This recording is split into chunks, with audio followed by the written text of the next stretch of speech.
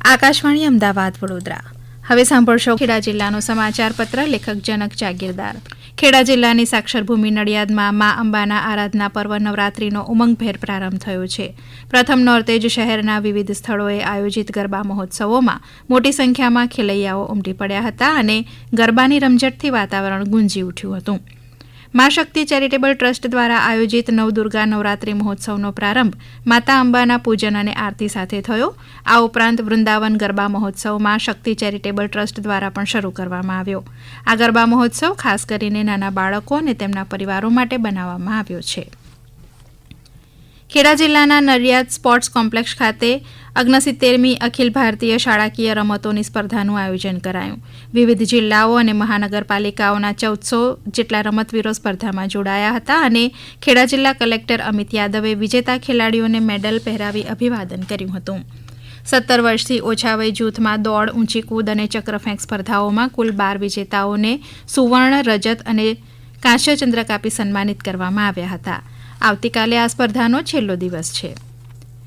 ગુજરાત સરકારના મહિલા અને બાળ વિકાસ વિભાગ તરફથી ઘણી બધી મહિલાલક્ષી યોજનાઓ અમલમાં મૂકવામાં આવે છે. આવી જ એક મહિલા સ્વાવલંબન યોજના અંતર્ગત મહિલાઓને પોતાનો ધંધો રોજગાર શરૂ કરવા માટે સરકાર દ્વારા 2 લાખ રૂપિયાની મહત્તમ મર્યાદામાં લોન આપવામાં આવે છે, જેના દ્વારા મહિલાઓ પોતાનો નાનકડો વેપાર ધંધો શરૂ કરી પગભર બની શકે છે. આ યોજના દ્વારા પગભર બનેલ બહેનો ઘર અને સમાજમાં મહિલાઓ સમાનભેર જીવન જીવી રહ્યા છે. ડાકોર તાલુકાના ઠાસરાના વતની રીટાબેન ચૌહાણ વર્ષ 2024માં બેંક ઓફ ઇન્ડિયાની ડાકોર બ્રાન્ચ દ્વારા કટલરી દુકાન આર્થિક પ્રવૃત્તિ માટે 1,70,000 રૂપિયાની લોન મંજૂર કરવામાં આવી હતી. ગુજરાત મહિલા આર્થિક વિકાસ નિગમ દ્વારા રીટાબેનની સબસિડી પેટે 59,500 રૂપિયા મંજૂર કરવામાં આવ્યા હતા અને સબસિડીનો લાભ પણ આપ્યો છે. રીટાબેન હાલ માસિક 20,000 થી 25,000 રૂપિયાની કમાણી કરી રહ્યા છે.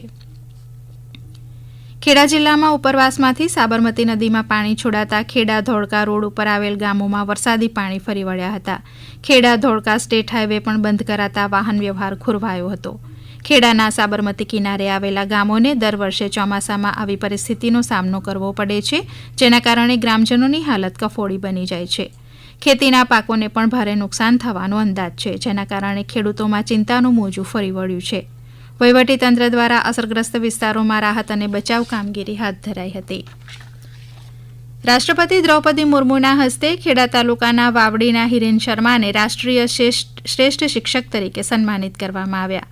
શિક્ષક દિન નિમિત્તે શ્રેષ્ઠ શિક્ષક પારિતોષિક વિતરણ સમારોહમાં જિલ્લા કક્ષાના 4 અને તાલુકા કક્ષાના 8 શિક્ષકોને સન્માનિત કરવામાં આવ્યા હતા. સાંસદ દેવુસિંહ ચૌહાણના અધ્યક્ષસ્થાને નડિયાદ ખાતે જિલ્લા કક્ષાનો શ્રેષ્ઠ શિક્ષક પારિતોષિક વિતરણ સમારોહ યોજાયો હતો. તેમાં મુખ્યમંત્રી જ્ઞાન સાધના મેરિટ સ્કોલરશીપ યોજના અને કોમન એન્ટ્રન્સ ટેસ્ટ યોજના અંતર્ગત શાળાઓ અને વિદ્યાર્થીઓને પ્રમાણપત્ર આપીને સન્માનિત કરાયા હતા. આ પ્રસંગે ઉપસ્થિત મહાનુભાવોના હસ્તે ધોરણ 10માં 100% પરિણામ લાવનાર શાળાઓના આચાર્યોનું પણ સન્માન કરાયું હતું.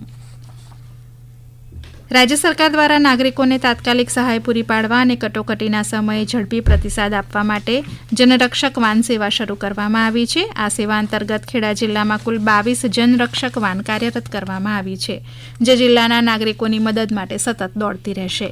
આ સમગ્ર પ્રણાલીનું સંચાલન અને દેખરેખ નડિયાદ એસપી કચેરીના કંટ્રોલ રૂમ ઉપરથી કરવામાં આવશે. આપ સાંભળી રહ્યા હતા ખેડા જિલ્લાનો સમાચાર પત્ર. લેખક જનક જાગીરદાર. પ્રસારણ આકાશવાણીના અમદાવાદ વડોદરા કેન્દ્ર પરથી કરવામાં આવ્યું.